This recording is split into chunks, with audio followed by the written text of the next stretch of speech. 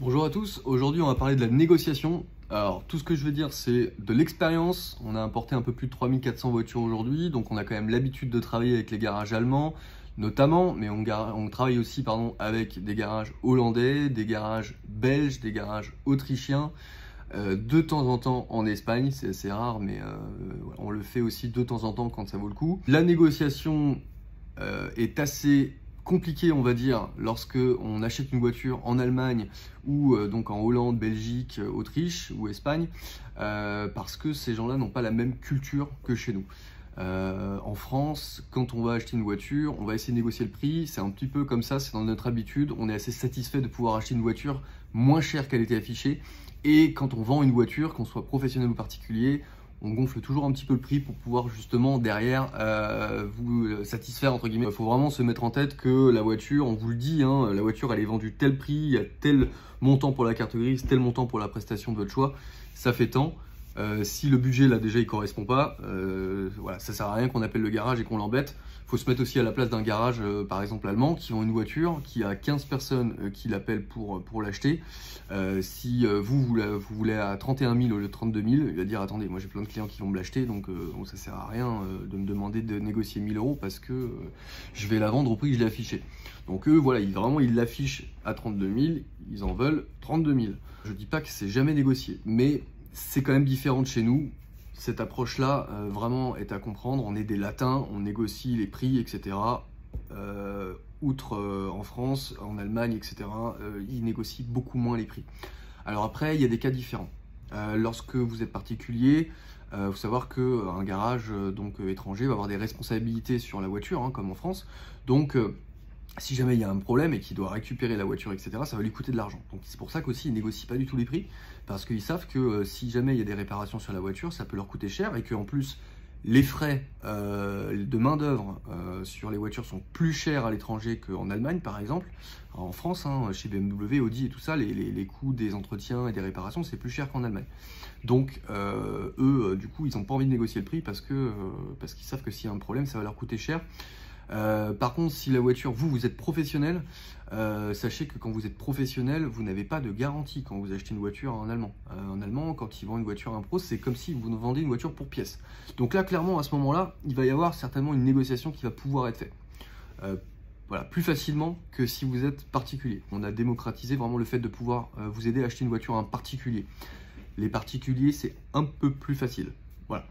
Mais voilà, encore une fois, l'approche qu'on va avoir quand on va appeler le vendeur pour vous, c'est de dire déjà on va vérifier tout ce qu'on a besoin de vérifier, faire notre enquête donc sur l'historique d'entretien, l'état de la voiture, l'administratif, hein, tout ce qui est pneus, freins, etc. Vraiment qu'on ait notre enquête complète, qu'on se dise nous si à notre place, si à votre place pardon, on voudrait acheter la voiture, est-ce qu'on l'achèterait? Oui ou non? Et c'est ce qu'on va vous dire. On va dire, attendez, là, non, il y a un problème, il y a des trous d'entretien, il y a des choses qu'on n'arrive pas à obtenir, il y a des documents qui manquent, le vendeur n'est pas réactif, on voit que sa société, c'est pas sérieux, on va vous dire tout de suite non.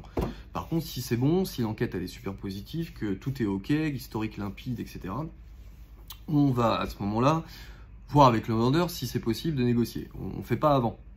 Parce que c'est quand même un peu idiot de négocier au départ si vous ne savez pas ce que vous achetez. Si effectivement il y a des choses qu'on peut négocier, comme des pneus qui sont un peu justes ou voilà, quelque chose où il y a une porte, on va dire, pour pouvoir négocier. Même si d'ailleurs tout va bien, on essaie toujours de négocier. Mais on préfère vous dire d'avance, voilà, le prix ça fait tant. Si vous n'avez pas du tout ce budget, on laisse tomber. Si c'est à 200, 300, 400 € près, on vous dit bon, on va essayer. Mais préparez-vous quand même que si on fait tout ce travail, qu'on fait l'enquête sur la voiture, il faut que vous soyez prêt à l'acheter au prix. S'il y a une négo, c'est du plus, on sera très content pour vous, mais il vaut mieux quand même ne pas y penser tout de suite. Alors, il y a des fois des clients qui me disent oui mais là la voiture elle est à 120 000 €, il peut quand même négocier de 1000 €. Ouais, même pour des gros montants, c'est pas parce que c'est un gros montant qu'en fait ils vont forcément négocier beaucoup les prix. Donc voilà, après chaque cas est différent. Je ne vais pas faire de généralité parce que c'est vrai que des fois tout à coup on a une très belle négociation sur une voiture pas très chère, des fois on a une toute petite négociation ou pas du tout sur une grosse voiture ou vice versa. Des fois, on a un particulier qui va pas vouloir négocier, alors que pourtant, on est un particulier, on se dit que c'est un peu plus facile. Voilà, chaque cas est différent, mais en règle générale quand même, même si j'ai dit que je ne sais pas de règle générale, mais en globalité, on va dire, à l'étranger, surtout dans les pays non latins, c'est quand même moins facile de négocier. Donc voilà. C'est pour éviter aussi, essayer de vous informer, parce qu'on a quand même beaucoup de gens qui viennent nous voir en nous disant voilà, moi je veux bien cette voiture mais il faut absolument négocier, etc., etc., etc.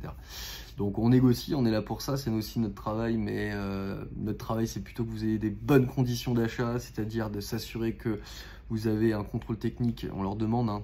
Faut savoir que les règles de contrôle technique, par exemple, donc en France, bon, il faut qu'il ait moins de 6 mois, mais c'est pas le cas en fait en Belgique, en Hollande, en Allemagne, etc. C'est pas du tout les mêmes cas. C'est-à-dire que par exemple en Allemagne, le contrôle technique, il est valable 2 ans aussi, comme chez nous, mais par contre quand ils vendent la voiture, ils n'ont pas besoin qu'il ait moins de 6 mois. Donc si vous êtes français, on va leur demander de faire un contrôle technique. Il faut savoir qu'en moyenne, ça coûte 120 € un contrôle technique en Allemagne. Donc en fait, pour vous français, si le contrôle technique au moment où on veut l'acheter, il a 8 mois, pour un Allemand, lui, il pourrait la vendre à un Allemand ou un étranger sans problème. Mais là, vu que vous êtes français, il va falloir qu'il refasse un contrôle technique. Donc ça va lui coûter de l'argent en plus. Ensuite, certificat de conformité, pour ceux qui savent. Donc c'est un document qu'on a besoin pour l'immatriculer en France. Si le vendeur il l'a pas, on va lui demander de le fournir, ou alors nous, si le vendeur veut pas le fournir, on va pouvoir le demander au constructeur, et si le vendeur il le fournit, ça c'est pareil, c'est quelque chose qui va lui coûter de l'argent. Et en fait, ces choses-là, c'est des choses donc négociées. C'est ça qu'on marque sur notre site internet et qu'on dit toujours aux gens, c'est que nous, on préfère, et je pense que c'est quand même plus intelligent, d'acheter une voiture dans de bonnes conditions, de pas forcément avoir de frais à avoir quand vous allez rentrer en France et que vous allez avoir bien en quelques mois des frais, plutôt justement ne pas en avoir et avoir tout qui est optimal. Certains d'entre vous préfèrent toujours avoir de l'argent en moins. Si vous voulez pas de contrôle technique de moins de 6 mois, vous voulez le passer en France, que vous voulez pas une nouvelle vidange, que vous voulez pas ceci, que vous voulez pas cela, que vous avez un ami qui bricole, que vous connaissez un garage qui va pouvoir vous faire des entretiens ou des réparations moins chères, on pourra peut-être arriver à négocier le prix. Voilà.